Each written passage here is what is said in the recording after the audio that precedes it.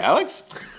Welcome back. Yes, yeah, we're back. We had an awesome trip. Wow, I know. I'm exhausted. Oh yeah, it was a lot crammed into a few days. Thinking about having to go back to work and all that, it's tough. Oh, it's insane. So, what did we come back from? If you guys saw our last video, it's Dice Tower Retreat. Yes! And so we thought maybe in this episode we would go over all the games we actually ended up playing at the retreat, which is way more than I expected. Yeah, we put a lot of consideration and thought into how everything was going to go on the retreat. We planned it out really well. We shared our plan with you guys. We want to follow up and talk about how it went. Yeah, if you don't know who we are, we're the Boards and Bottles guys. We're always trying to pair amazing games with wonderful, tasty drinks. We usually succeed. Always. So that's why Dice Tower Retreat is one of our favorite events, because you get to play so many games, and we talked about before, at night you get to have fun and do fun events. And there's so many fun events that we talked about in our last episode. So let's jump into it. Yeah. You had a list of 5 games you wanted to play. I had a list of 5 games that I wanted to play.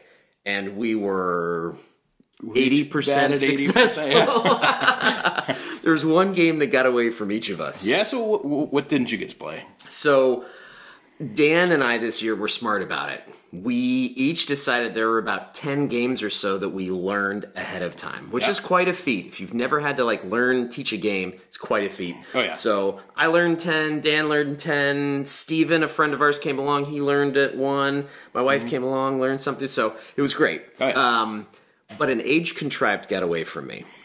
I just didn't have any more space in the noggin to try to get the rules in. And, we've tried to push it in years past. Yeah. And it was very unsuccessful. I remember trying to teach, what was it, Techno-Heechin or that Mayan game one. And yeah, the one with the spinning. And there were so many things that I was leaving out and having to reference the rule book for. Sulkin. Thank you. I always get it wrong. I know. I was thinking of it too. I couldn't think of it. And so it made for a terrible experience because I really didn't have it down. So I was feeling that way with an age contrived. And I said, this is cool, but I don't think it's cool enough for me to power through.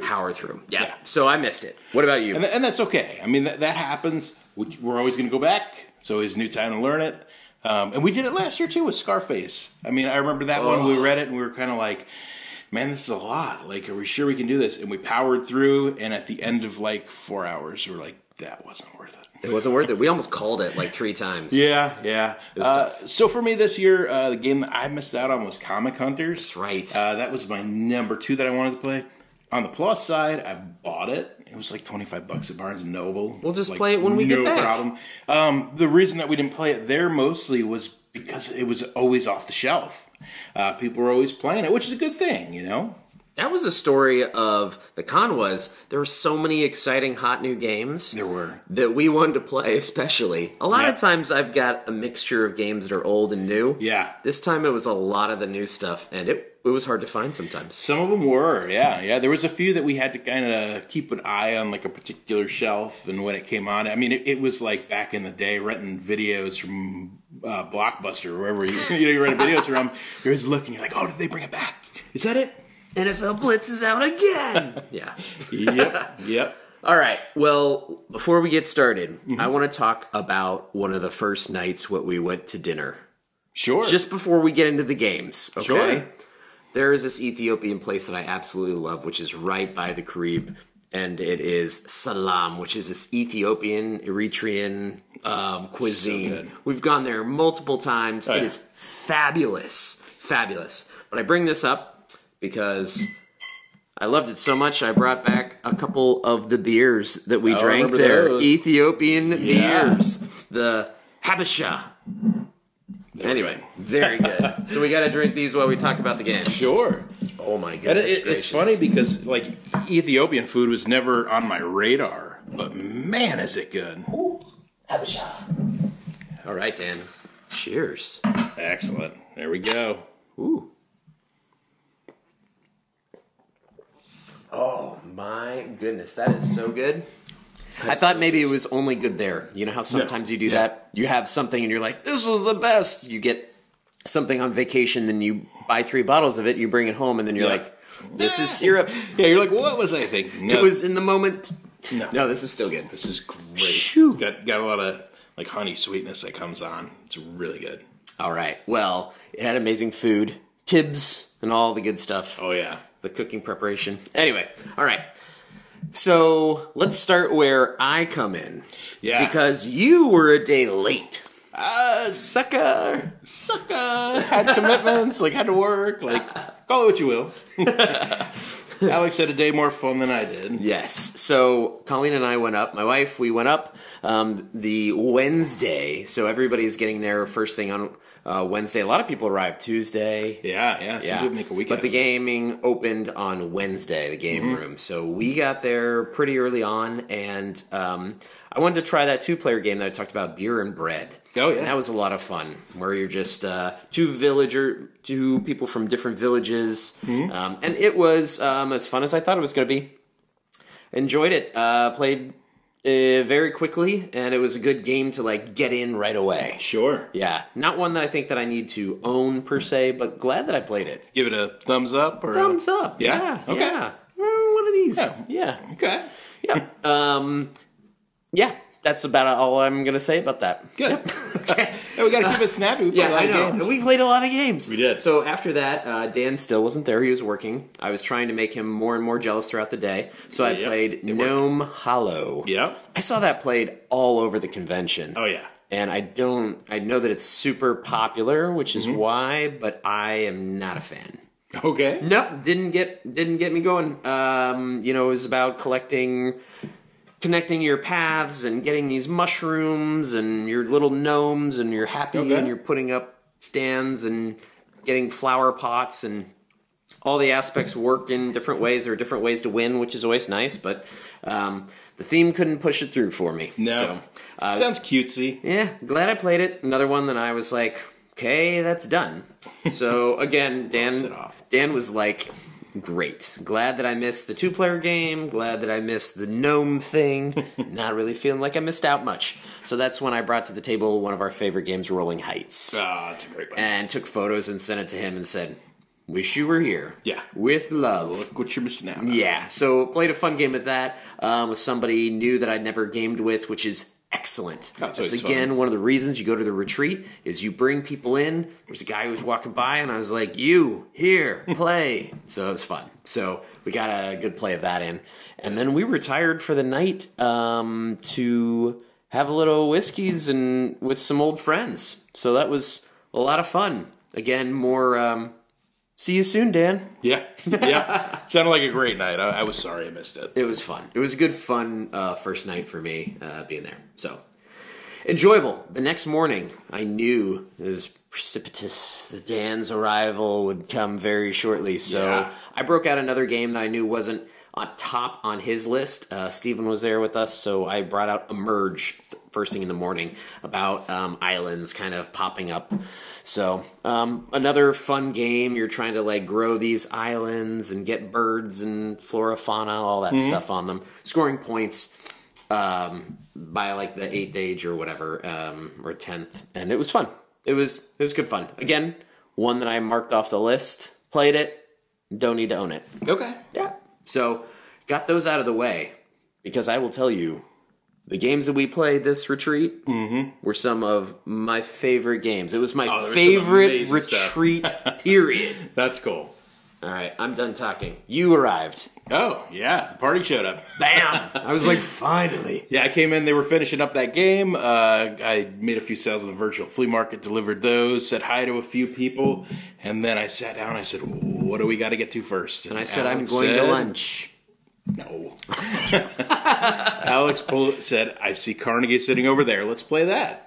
Again, when you've got 10 games in your brain, it's kind of like Harry Potter. How can I get this memory out? How can I get these rules out? Clear this up. So I was like, Carnegie is a beast for rules. So there's so many different areas. So yeah, that was fun because you learn about a game, you see maybe a little playthrough, and you just hope it's going to be as good as you feel like it could be. Yeah. Engine building, combo building, all that stuff that we love. Yeah. And it was that to a T. Oh, it was awesome. It was a very good game. And I think it's always hard to, I need to get my hands on stuff and like see how it works. So learning a game that you're not touching is difficult.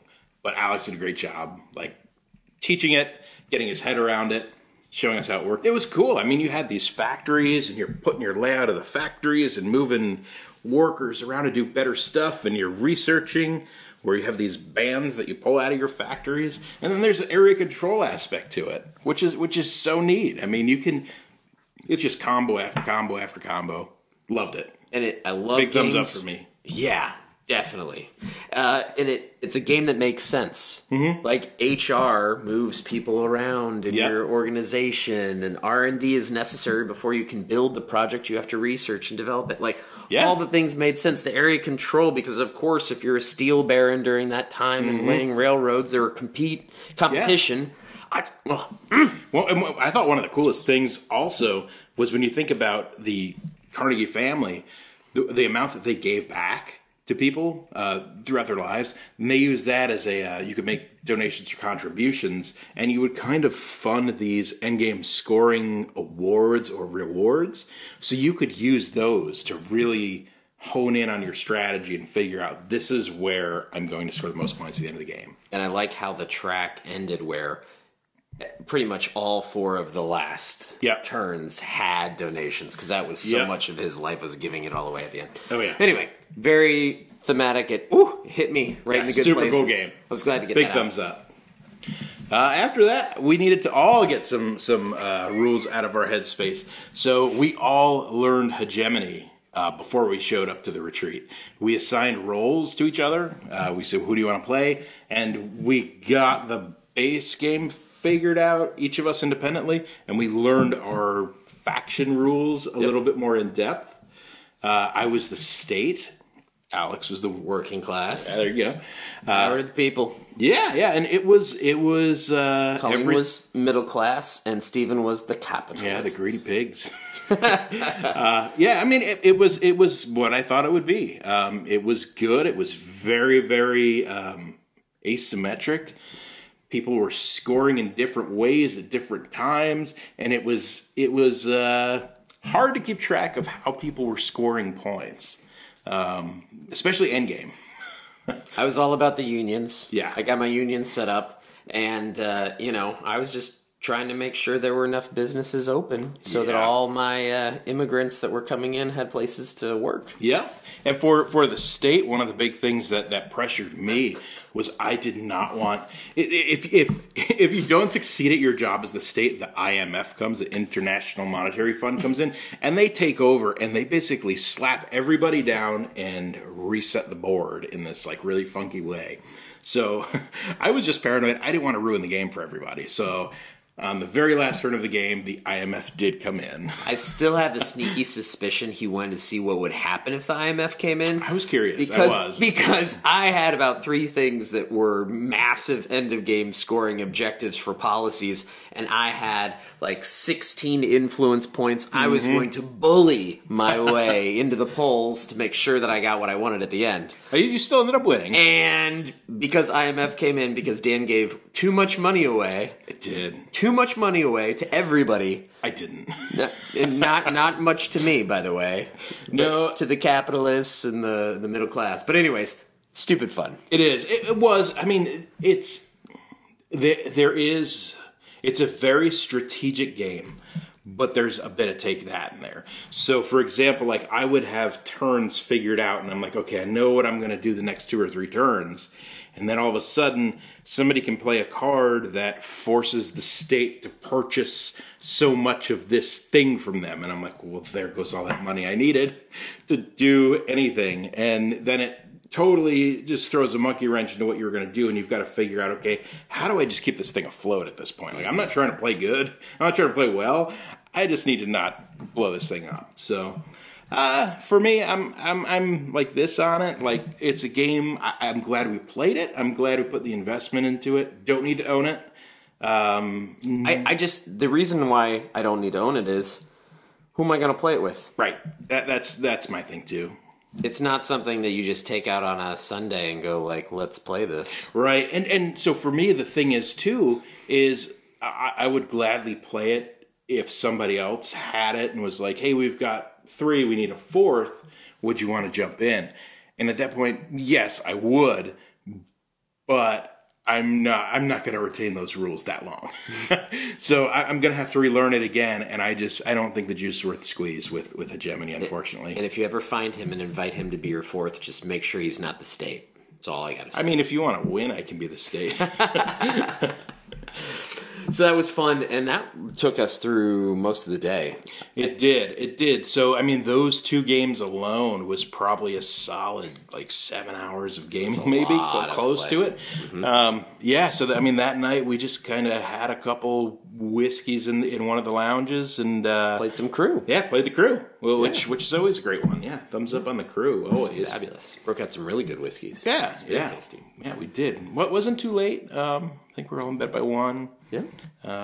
Made it back to the game floor at 8 the next morning. Yeah, and you set up the game right away, didn't you? I did. Steven and I were sitting there, and we thought we could get in a short game that I kept hearing was getting a little bit of buzz called Captain Flip.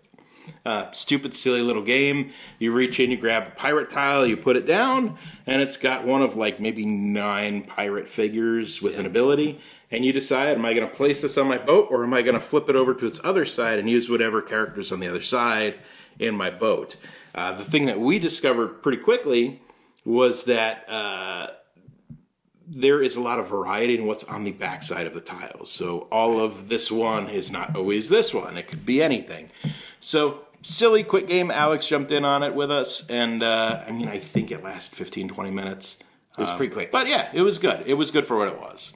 Yeah, you just have to make sure certain things don't fall in certain columns or rows with other crew members. Exactly. It was that. And the game wound up with a tie. And yeah, you and Steve were tied. Steve and I were tied, but I had the cartographer most recently. Alex had the treasure map. Yeah, I had the treasure map. Yeah, so yeah, that's when you win, right? Yeah. Well, yeah, there was, one of them was a gunner. And if you have 3 gunners, they blow up your ship. Yeah. So it's a little bit of push your luck to it. Some guys don't want to be in rows with other people, so it was cool. It was fun.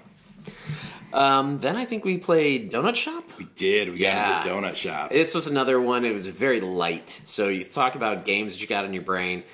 We played some heavy stuff. Sometimes you want to just get a couple games in. Yeah, the day before, we only played 3 major games. Yeah. So it was okay, we knew that Friday was going to be, let's get it all in there. Definitely. We got to ease into it, Donut Shop is fun. It's just as simple as putting a 4-square tile down, and you're just putting squares next to each other to match donut types to score points, which is money that you're getting for making donuts, and then you can box them up if you have certain order cards that make...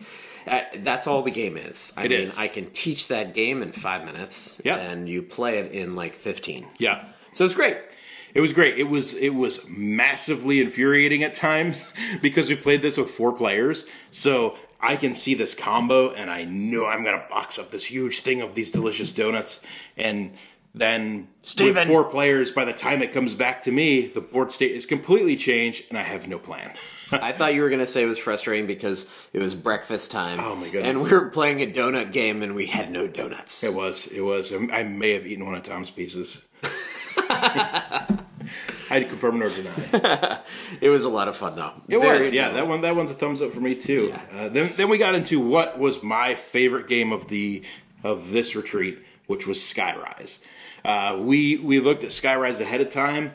It's a pretty simple game overall, but man, that thing hit in all the places that I like in a game. It's basically raw, city building raw, with a little area control, right? Well, mixed with Foundations of Rome. True, yeah. That's it. I mean, it was a simple game. Everybody's got these buildings that they can put out, and you flip them over, and they've all got a value, and you just place them around and do rounds of auctioning, and then whoever wins a particular auction gets to build their building. And everybody else gets their other buildings that they're putting in back. Yep, they pull them back. And what I loved is that you can throw your weight around and you can force people, because there are certain objectives that everybody has. There's hidden objective, and then there's certain...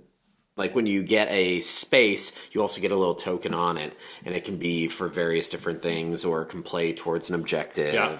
And so you can sometimes feel out when somebody was trying to go to the same square 3 times in a row and never got it. You're they're going to go crazy and they're going to get that. So you would push them maybe a little bit. Yeah. So if they wanted it, they were going to have to really pay for it. Yep. So that was nice. It's one of those slow-playing games that I like. It was. And one of the things I liked about it is everybody had a wonder, and your wonder kind of ends the auction, lets you put a piece wherever you want, but you also get these 3 wonder cards that have abilities, and you're going to pick one of those to be the ability of your particular wonder, which I thought was just so cool. It added such a neat wrinkle. The copy they had there was awesome, over the top, plastic buildings that were ink washed, and it was awesome. It was awesome. Such a great game. Yeah. I mean, huge thumbs up for me. Like I said, it's my game of the convention. And you already bought it. I did. Yeah. I did. I justified it. I'm like, man, I sold a bunch of games. I did not buy any there. So this is going to be like my one purchase. That was the games I played there. So you did well because I am a monster and bought 7 games. So, oh man, one of which is Carnegie. So good. Oh yeah, that was a great one. So after Skyrise, didn't we go into little Leviathan? We did. So Leviathan Wilds was on my list too. This was probably my first of the con. Yeah. It looks so cool. The idea is so cool. I mean, you're fighting these giant leviathans that are in this book, and you can choose which one you're going to battle. And you've got these little guys that are climbing up the leviathans and trying to kill these crystals to make these creatures not crazy anymore. And there's a lot of card play, a lot of card interaction, a lot of keywords. And what we found, I don't know if it was just because we were all relatively new to it, but there was a lot of like edge case, a lot of keyword where we're like, well, what triggers first? What happens if I'm here though? And well, what if he does this because his card says this? And it was just too much work for what it was. Yep. And I mean, when I first looked at it, I was like, ooh, this is a book that you can flip through, and so that's kind of fun. Yep. Then I was like, meh. Didn't hit. I mean, they're not all winners. I'm glad I played it. Yep. I'm glad I played it because, like I said, this game appealed to me. I wanted to pledge for the next Kickstarter they were doing, and after playing this, I canceled my pledge on it. Unfortunately, it's just not for me. It's definitely for some people because a lot of people seem to like it. Yeah. Just not us. Okay. No. Next we went to, I think we did a couple little easy ones. Yeah. All Play was the sponsor of the Key Lime Pie Night that we talked about in the last episode. So much fun. So there were a couple new ones that they came out with that are trick-taking games. Mm-hmm. Very simple ones. One's called Prey and another one's called Rainbow. Yep. I like them both. Yeah, they're both good. And unbelievably, Colleen, she's been so lucky the last couple of years, man, in the game exchange. Oh, yeah. But she got a $100 All Play gift certificate. I know, that's awesome. So, and thankfully they sell bags and tables and everything, but because I own most of their games in there. But definitely picking both of those up sometime in the future. Yeah, they were cool. So, enjoyed those. Yeah, definitely. We did a little ARCs action after those. That was Steven's Learn and Steven Teach. led that. He did a good job at it. Yeah, because there's a lot to that. Yeah, I think I liked ARCs better than anybody else there, and for me, I'm like this on it. So, I mean, it's cool in what it does. Go for it. I think it's a solid 2-player play. I could see that. Because if you play 3 or 4 players, there was always, if somebody went to somebody else's territory, they would leave themselves exposed. Oh, they're exposed. 100%. And there was no way around it. There was a finite number of ships, which I think if the game had twice as many ships, you wouldn't have so much issue because you could kind of build. But you don't. And so you are just sparse around the galaxy. And so to me, it almost is more advantageous to turtle, and you know me, I absolutely hate turtling. Yeah. It's the lamest strategy. It is. And so this game, I've heard a lot of people say it's a trick-taking war game. Mm-hmm. And I can see why they say that. The first person to play puts out a suit, and you've got these little diamonds that determine how many actions you've got. Well, if somebody can play a card higher in the same suit, they're going to get to perform that number of actions. If you don't have something higher than the same suit, you can play a card face down and do one action off the bleed suit. Or you can play another card of a different suit and do one action off that different suit. So the action selection piece of it was interesting. The other part of it that I thought was interesting was there is a market of cards that have really interesting abilities. Abilities are really cool. And you could send people out there to influence and then pull these cards in for abilities. There is a lot of take that in this game. You can steal people's resources. You can steal people's abilities that they spend turn after turn after turn to acquire. Just blasted. It is. And we played this game... I think we all tried to build up a little bit in the beginning, and by the last turn, we were just blowing each other up. It was amazing. When we played this conservatively and turtled a little bit, it wasn't that fun. When we just double-cross each other like nobody's business, it was a lot of fun for me. And this is coming from me, where I think there was that like third round or something where they say it goes to about 3 to 5 rounds. Yeah. Third round, everybody's at like 3 or 4 victory points, and I just jumped to like 16 or something stupid. And so if you've ever seen anybody get ganged up on, I will tell you I had 0 ships left. I had all my ships out on the board, 0 ships left at the end of that round. That was amazing. Yeah. It was cool because Alex put there's these scoring opportunities called ambitions, and Alex had everything like in this one ambition, and we ganged up. Your wife and Steven ganged up on you, and then I kind of came in and stole all his resources to score all these points. So I was near the bottom the whole game, and because he invested all this stuff and I stole it from him, I shot up right behind him when he won. Yeah, it's pretty cool. So it was cool. It was fun. I don't need to own it. I don't necessarily need to play it again. I'm glad we played it. But please tell us how you feel about it, though, in the comments. Definitely. I saw a lot of people, again, playing it and having fun with it, and a lot of people reading the rule book and being miserable with it, too. So yeah, I feel like we're in the minority of just being like, on it. But, yeah, it was definitely a cool game. I'm glad we got to try. Next up was Zoo Vladis. Yeah, or Vadis. That's another Zoo Vadis. I liked it. It's where you're trying to get up to the top. We're all animals that look like political leaders of the past. Yeah. So it's like political intrigue in the zoo or something. And then you could block people from spots, and you're just trying to get to the top. And then the peacocks, you can bring them up and clog it so that you couldn't go through. It's definitely a lot of campaigning. And you scratch my negotiation. I'll scratch yours. Yeah. Yep. I mean, it was fine for what it was. I think it looks prettier than it is. It was short. It was inoffensive. I think that your strategy was that you just wanted to create a little chaos in the game. Oh, definitely. Because everybody was like just being nice to each other, and you decided to punch a couple people in the face. Yeah. And not look back, and then I wanted to see how it worked. Somebody has to be the chaos agent. Definitely. I lost horribly. Yeah, I didn't even make it into the... There's a spot at the end where if you don't make it across the finish line, you don't score. I didn't make it across the finish line. But I don't think... If you don't have somebody doing that, the game is even less fun. Yeah, I agree. Because I think there's definitely a world where this game gets played all the time, and people just... Oh, I'm sure. Help each other out to the top and are like, hey, we're so close to sharing victory. Yeah. And it's end. Yep. So, that's thrown out. But then the magic happened. The magic happened. Rock Hard was on the shelf. Rock Hard was finally on the shelf. Rock Hard 1977. Yep. And it's a game that Dan and I were both very excited to play. Oh, yeah.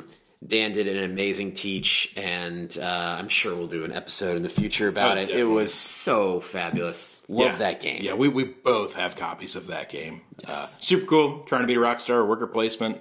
Like you said, like Alex said, we'll get in the details on this one soon. And I did bring some candy with me to the retreat, but not the kind of candy that they talk about in that game. You brought like chocolate.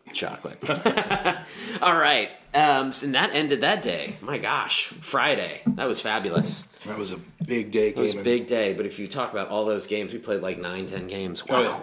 We were ready for a drink. Definitely. And enjoyed amazing dinners. And Yeah. Might have gone to the Podfather happy hour that night. Oh, yeah. Always a good time. It is. Saturday. Yes. I think we started off with Planet Unknown. Yeah. So that's another one that was huge on my list. Plays up to 6. Fabulous game. So I good. was surprised how much I loved it. Polyomino placement. The game works well. It makes sense. Super simple. It's very simple, easy to teach. My kids, I already got a copy, and my kids are dying to play it. Maybe tomorrow, and so is my wife. So yeah, That's awesome. family, friends, it's good. And again, I think I said before, it's a game that plays to 6, so it was perfect. Oh, cool. For our game group. Yeah. I mean, I really, really enjoyed the play of it. Yeah, huge thumbs up for me on that one. Fabulous. And then you taught Life of the Amazonia, Yeah. So for me, this was a game that which I was so excited about. I couldn't wait to play this. I wish the sarcasm came through better. So to me, I looked at a review of this, and it seemed like Quacks of Quedlinburg meets Cascadia. And it's really cool. It's bag building.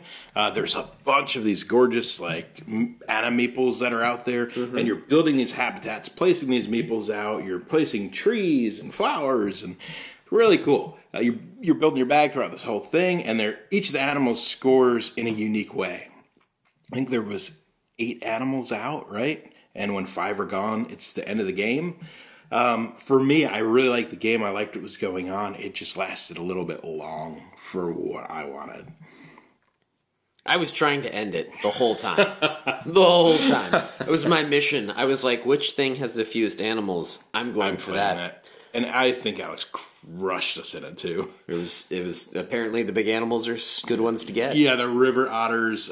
He was poised. But there were like 3 tracks along that you can use other resources for to, gain victory points towards the end. So trying to maximize the tracks was important. So again, I'm not a huge Cascadia fan. Yep. I do like Quacks and bag builders. So for me, I like this more than Cascadia. I did get a copy because my wife absolutely loved it. Said it was a must-have. So I said, well, now we can get rid of Cascadia and landmarks. And she's like, nope. There's room for both. Room for all of it. Yeah, and it does have this cool like waterfall looking thing with the score tracks. And it's like the Everdell tree. It's got a cool table presence. It's table hog. It's a beast. It is. It's huge. So we played that, and then let's go to Japan. Yeah, we went to Japan. I know that's not another one of your favorites. I give this one thumbs up. I thought this was cool. This is like trip itinerary, the board game. I mean, it's fun thematically when you go through because you're going between Tokyo and Kyoto back and forth, and you have to have like the rail passes, the bullet train passes, or whatever to go between. And it's fun to go like, oh, I went to a shochu, distillery, and then I went to this temple, anime convention. Yeah, exactly. It's fun for me. The theme was fabulous to play once. I'm going to lose it when I'm like, okay, now I want to go to, Brazil, Peru, Lima. I want to go to Peru. I want to go, let's go to Brazil is the next. But they'll have different versions, and there'll be like better stuff. This is the first iteration. Yeah, I just wish that it came with more international cities than just. You're just doing Tokyo, Kyoto, and that's all it is. Yep. And everything is just those 2. Yep. I hear you. It's gameplay's cool. Yeah, it's pretty simple. It's one of those games. We'll have another one later where we were explaining it, and it's so simple. And I could tell these guys are like overthinking it. And I'm going, guys, just look at these symbols here, and we're going to move up tracks. And they're like, what if this? What if that? I'm like, we're just going to move these. Because it's like Galaxy Trucker. So that game, you guys remember that? So in that game, you're building this spaceship, and nothing's actually happening until you fly it. In this game, you're building this trip. You're not doing anything except planning this trip until you actually go on the trip. And then when you go on the trip, that's when you start scoring and you start going up these tracks. So you're just kind of sitting there moving stuff and not doing anything until the end of the game, which is when you go on your trip and everything happens. So it was cool for me. And I think I felt like I figured it out at the beginning and was trying to look for more complexity. It wasn't there, and so at the end I was just like, yep, that's exactly what I thought it was. Yeah, that was it. Not for everybody, but for me, yes. Got it. Then we did Oh, yeah. Alex grabbed one.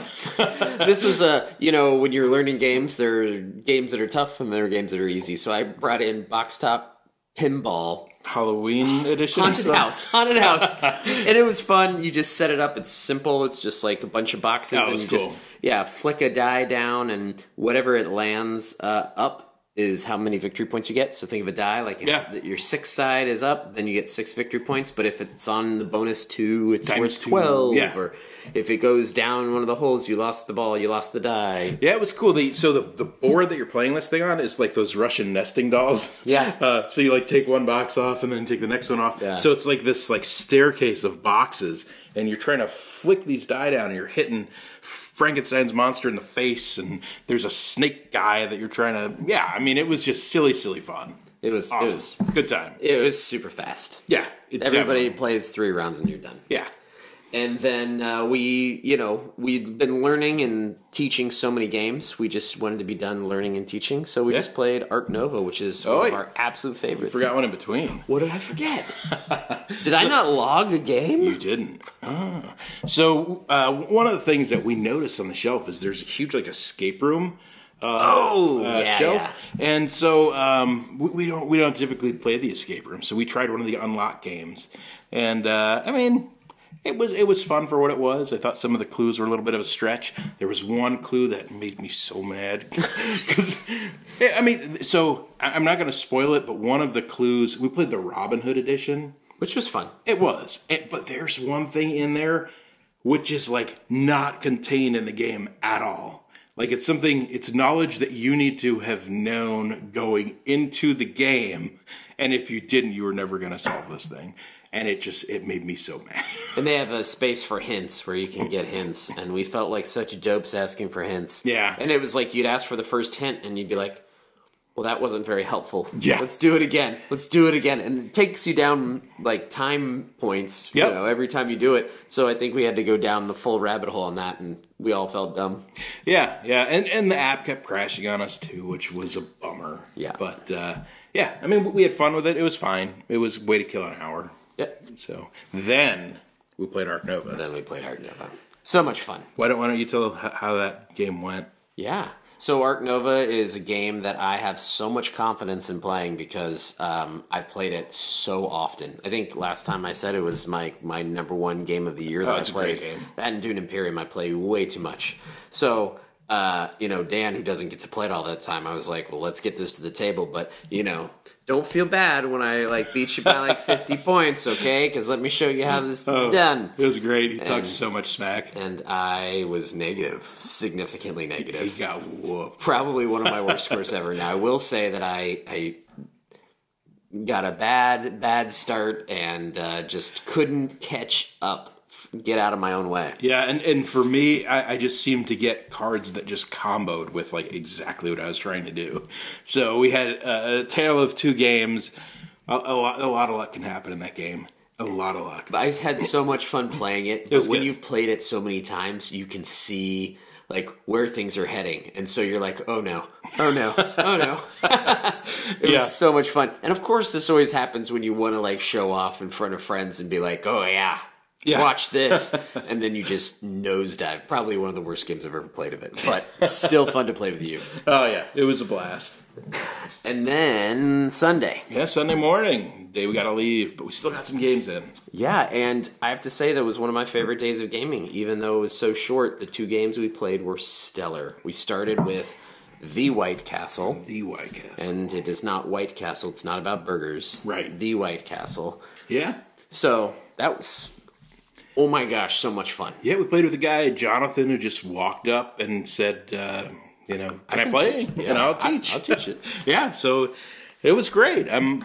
He did a good job teaching. We had a ton of fun. This one is I guess it's a dice selection. Worker placement with dice? Yeah. Yeah. So you're getting resources and you're placing work. There are little soldiers you have and monks and farmers, and you're placing those out. But this game is so fast.